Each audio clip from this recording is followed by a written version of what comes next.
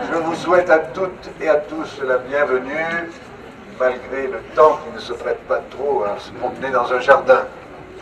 Je voulais tout particulièrement remercier Monsieur le directeur de cabinet du préfet pour sa présence, Madame la sénatrice, Monsieur le maire de Gap, qu'on a attendu longtemps, Monsieur le colonel de la gendarmerie des Hautes-Alpes. Je ne sais pas si le commissaire divisionnaire de la police nationale est arrivé, et Monsieur le chef de corps du régiment, le représentant du chef de corps du régiment, ainsi que l'ensemble des élus ici présents. Rapidement, je vous rappelle les locaux, l'histoire des locaux dans lesquels nous nous trouvons. Vous savez que ces locaux ont hébergé pendant longtemps les religieuses du Saint-Cœur. Un certain nombre de personnes les plus anciennes des Hautes-Alpes et de Gap ont été même scolarisées dans une partie des locaux.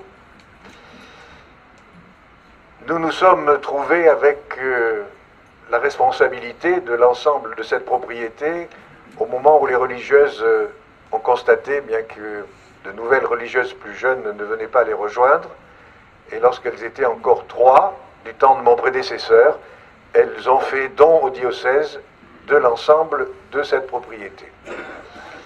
Pendant quelques années, les locaux ont d'abord accueilli une communauté de prêtres, puis ensuite de religieuses.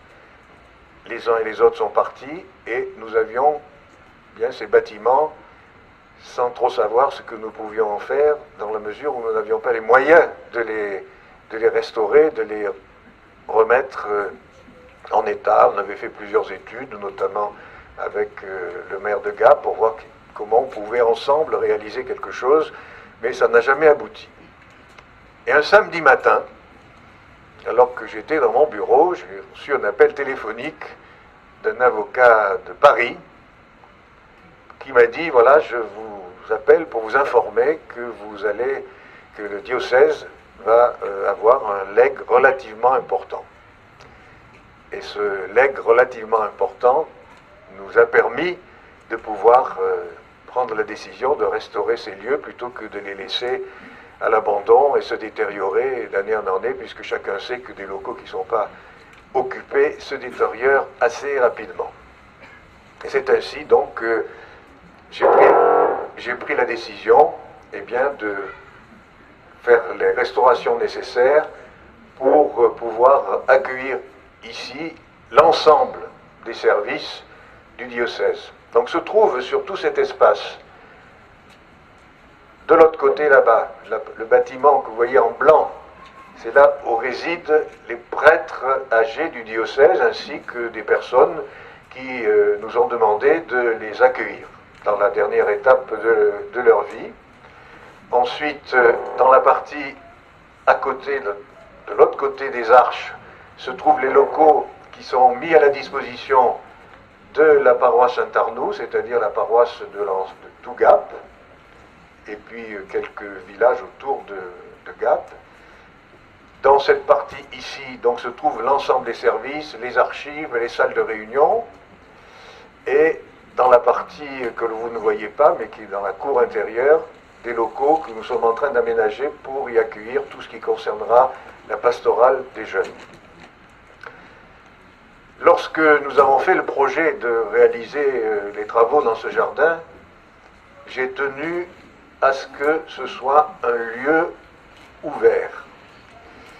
Vu la place qu'occupe cette propriété en plein centre de la ville de Gap, j'ai pensé qu'il était préférable de permettre aux Gapençais de se l'approprier, et notamment de faire cette traversée qui permet d'aller de la Doucette pratiquement en face de la patinoire. Et ça nous a permis de nous rendre compte que très très vite les Gapençais se sont appropriés le lieu, puisqu'ils l'utilisent pour traverser. Voilà, il pleut, c'est très bien, c'est une bénédiction du ciel sur le jardin. Nous avons donc constaté que très vite les Gapençais se sont appropriés ce lieu, puisque dès que le temps le permet, ils peuvent venir pique-niquer entre midi et 2, traverser, Nous avons voulu aussi qu'il y ait pour les plus âgés un lieu de pétanque. Donc, si le temps l'avait permis, une partie de pétanque était prévue entre l'évêque et le maire, mais bon, je crois que ce ne sera pas le cas.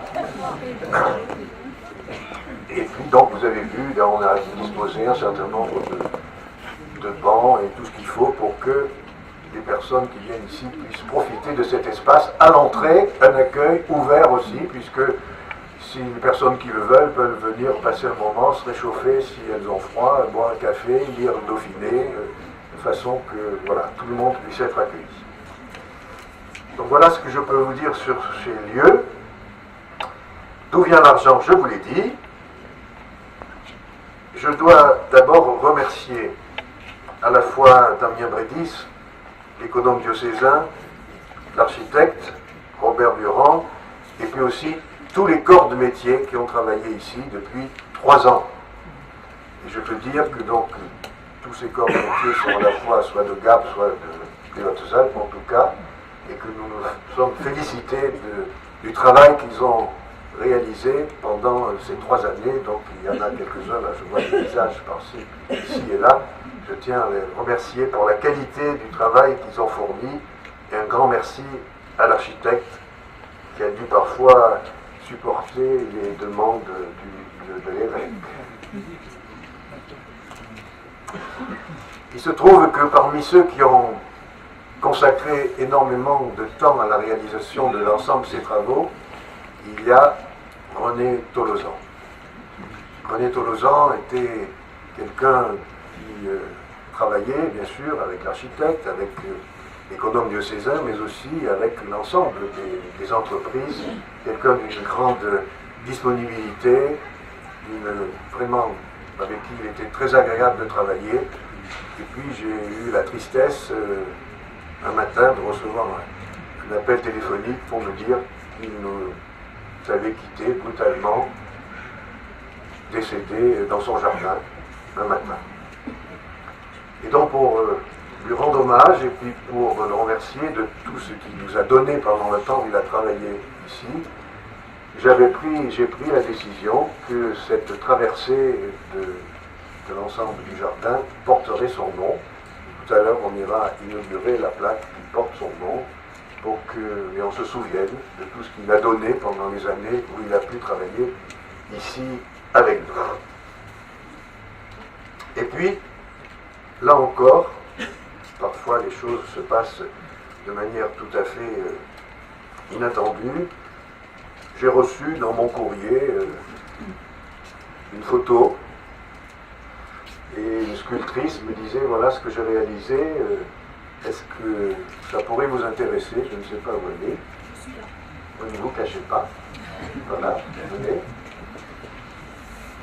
Et donc j'ai trouvé, vous le verrez tout à l'heure, j'ai trouvé que la proposition que vous me faisiez convenait tout à fait à ce que j'essayais de trouver pour mettre ici, là, sous ce que vous voyez, sous la toile rouge, que vous allez découvrir tout à l'heure.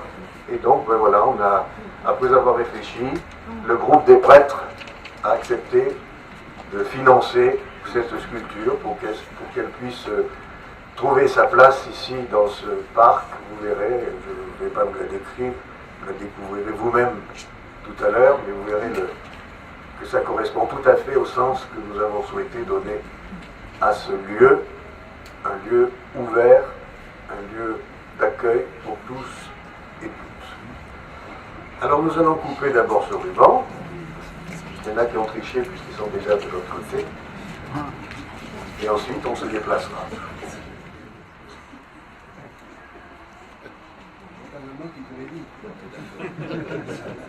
Alors,